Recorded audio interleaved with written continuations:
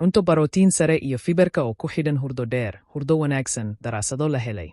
Cilmi baadhayaal ka socda jaamacadda Tsukuba ee Japan ayaa qoday xogta 4,825 qof oo isticmaalayay appska mobilada si ay ula socdaan hurdada iyo la socodka cuntada. Waxay tixraaceen tirakoobka iyagoo ku xisaabtamaya kala duwanaanshaha da'da, jinsiga iyo BMI. Tamar badan, dufan, iyo qaadashada soodhiyamka ayaa lala xiriiriyey wadarta wakhtiga hurdada oo gaaban, halka borotiinka iyo fiberka cuntada la qaato ay ku xiran yihiin wadarta wakhtiga hurdada oo dheer, ayay cilmi baarayaashu ku qoreen warqadooda la daabacay. Nafaqooyinka cuntada hurdada. Falanqaynta nafaqeeyayaalka yaryar iyo qaybaha cuntada ee doorsoomayaal hurdo, oo ay ku jiraan wakhtiga hurdada oo dhan, wakhtiga la seexdo, iyo inta jeer ee uu qofku hurdada ka kaco.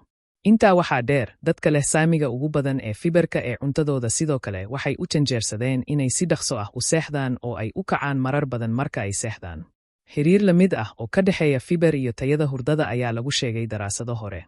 Inkasta oo kala duwanaanshaha halkan aanu ahayn mid aad u weyn, kuwa cunay borotiinka ugu badan ayaa celcelis ahaan wax yar ka badan rubuc saac hurdo dheeraad ah habeenkii. Tusaale ahaan, natiijadu waxay bixiyaan tilmaamo waxtar leh oo ku wajahan cuntooyinka ugu fiican ee hurdada. Faa'iidooyinkani waxay si dhaqso ah isugu dari karaan muddada toddobaadyada iyo bilaha ah. Waxay u badan tahay inay jiraan arrimo badan oo halkan ku ciyaaraya, cilmi baarayaashu waxay sharaxeen. Cilmi baaris hore ayaa soo jeedisay in cunista borotiinka badan ay xoojiso soo saarista fariimaha kiimikaad oo ay ku jiraan melatonin iyo serotonin ee maskaxda, kuwaas oo ka caawiya habaynta hurdada. Kiimikooyinkan la midka ah ayaa sidoo kale loo malaynayaa inay dhiirigelinayaan saamaynta ay qaadashada fiberku ku leedahay bakteeriyada xiidmaha. Mindhicirka ka caafimaad badan ayaa laga yaabaa inuu ku xidhan yahay hurdo caafimaad leh iyo lidkeeda. Daraasadyadii dhawaa waxay soo jeediyeen in isbeddellada microbiota ee mindhicirka ay saamayn ku yeelan karaan hurdada iyo nuugista nafaqada, ayay qoreen cilmi baarayaasha.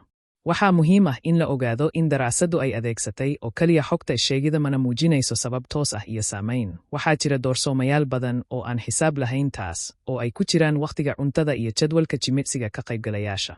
Shaxda hurdada. Cilmi baadhayaashu waxay soo bandhigeen dheelitirka kala duwan ee qaadashada nafaqaynta wakhtiyada hurdada iyo tayada hurdada. Seol et al., joornaalka cilmi baarista internetka caafimaadka, 2/25. Waxaa intaas dheer, dadka isticmaala adska hurdada iyo la socodka cuntada ayaa laga yaabaa inay aad ugu dhowdahay inay xiiseeyaan caafimaadka guud ahaan. Cilmi baarayaashuna waxay aad u jecel yihiin inay barbar dhigaan natiijooyinkooda daraasado daboolaya tiro badan oo ka qaybgalayaal ah. Warka wanaagsan ee kuwa raadinaya inay hagaajiyaan tayada hurdadooda ayaa waxaa jira siyaabo badan oo loo sameeyo oo uu taageeray sayniska, laga bilaabo hagaajinta qolkaaga hurdada ilaa joojinta cabitaanka, oo hadda waxaan ognahay borotiinka iyo fiberku inay sidoo kale ku caawin karaan.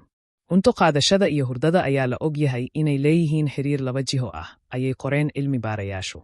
Qaadashada cuntooyinka caafimaadka leh waxay la xiriirtaa tayada hurdada oo kor u kacday, halka isticmaalka cuntooyinka warshadaysan iyo cuntooyinka ay ku badan tahay sonkorta bilaashka ah la muujiyey inay sii xumaanayso tayada hurdada.